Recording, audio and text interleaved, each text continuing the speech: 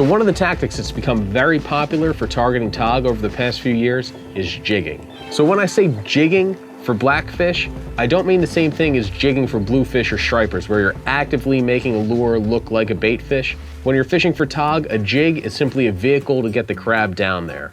In its simplest form, a tog jig is a jig head painted to look like a crab or in another fish-attracting color. Now, what differentiates a tog jig from just a regular jig head is many of them don't have a collar because you're not going to be putting a soft plastic on there, so it doesn't need one of those to keep it in place. And the other is the shape of the jig head itself. Back when fishermen first started using jigs for tog, the Upperman style jig head or the lima bean style jig head, that was the most popular shape. Nowadays, this is the most popular style of tog jig that people use. It looks kind of like a flattened football jig that you'd use for largemouth bass. The difference between this and the Upperman jig is that this is going to sit perfectly flat on the bottom like that with the hook facing up. When you had the flat-sided jig, they tended to roll on the side, so it wouldn't present the crab quite as well as a jig head like this. So there's a number of lure makers who make great tog jigs right now in this, or sort of this style. This one here is the White Chin Wrecker jig made by S&S Bucktails. There's also the Togzilla jig by Joe Bags, and there's the Game Changer jig by Dante Soriente of Magic Tails Bucktails. And the company that started it all, that really brought tog jigs to the forefront, was Tidal Tails. And they make multiple styles of tog jigs now, and you can get most of these at pretty much any bait and tackle shop throughout the Northeast. It's really caught on and become popular, so you should have no problem getting these at a shop near you. So you might be wondering, why jig for tog? If you're not really going to fish it that differently than you would a rig, what's the point? The main attraction of fishing jigs, at least for me, is that it allows you to use much lighter tackle to target the blackfish. If I was using a conventional tog rig, I might use 2-3 ounces of weight to get that crab to the bottom.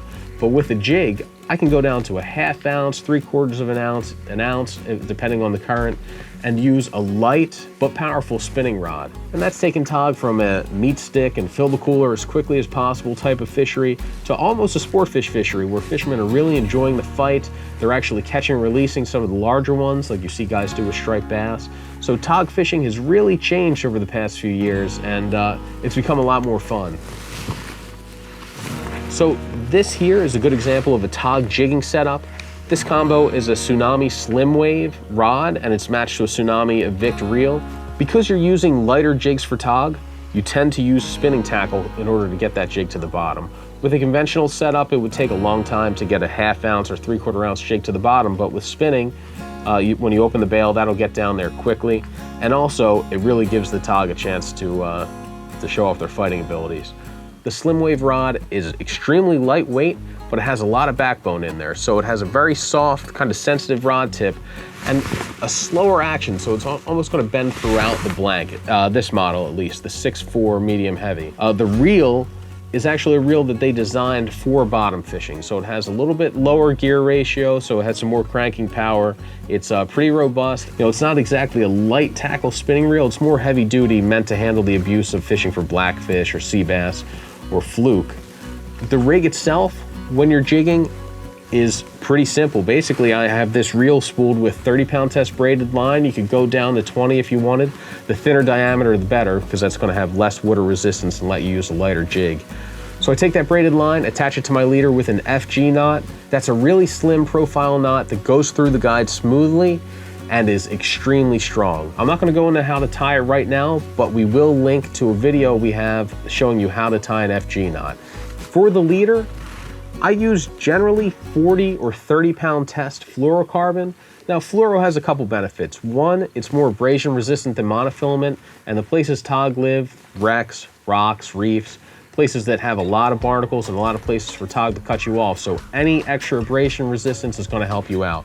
Another reason is, and it's almost tough to believe, is that tog can actually be a bit line shy, especially in places where they see a lot of fishing pressure.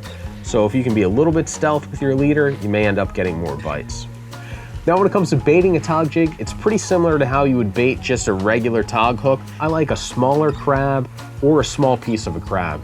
This isn't like a snafu rig or a 2-hook tog rig where you can use a big whole crab. You want to use something that's about the size of a 50-cent piece, maybe a little bit smaller. It's going to be hard for you, buddy. If I'm using a whole crab, I'm going to take the hook point, put it into a leg socket, get it in there, and just fish it just like that. When that sits on the bottom, that crab is going to sit up just like that. It's going to look extremely natural, as if he's walking across the bottom. If I'm using half a crab, I'm going to take this hook once again, put it through a leg socket, but this time I'm going to work it all the way through so that the point's exposed there. And once again, that bait's going to sit up off the bottom because of that jig head, and it creates a really great presentation for any tog coming by. They make tog jigs up to about 4 or 5 ounces, but I really prefer the jigs 2 ounces and less. I feel like the lighter jig head, the better the bites you get are, the better the hook sets, and the more bites. So if I can get away with using a 1/2 ounce tog jig, I do. I'll use up to 2 ounces. You can even fish that at about 50, 60 feet of water, depending on current speed. I know fishermen do use 3, 4, and even 5 ounce tog jigs. I just haven't had quite as much success with them, and I've talked to some other guys that really seem to like those smaller sizes best. There are times that jigs will outfish traditional tog rigs and times that the rigs outfish the jigs. You really have to figure out what the tog are looking for that day. The simple, clean presentation of a crab on a tog jig, plus the fun of fighting these really strong fish on light tackle, has made it my absolute favorite way to target blackfish. So when you're fishing the jig, you're not moving it at all. It's just as if you're fishing a regular rig for tog. You keep it completely still on the bottom. One thing you can do with the jig is move it around a little bit just to explore different areas of the reef or wreck that you're fishing, but you should be doing that with your regular tog jigs as well. And if you'd like to learn more about it, you can visit onthewater.com. We have multiple articles that go a little bit more in depth into jigging tog. And as always, hit us in the comments below, subscribe to our YouTube channel, and thanks for watching. People say thanks for watching.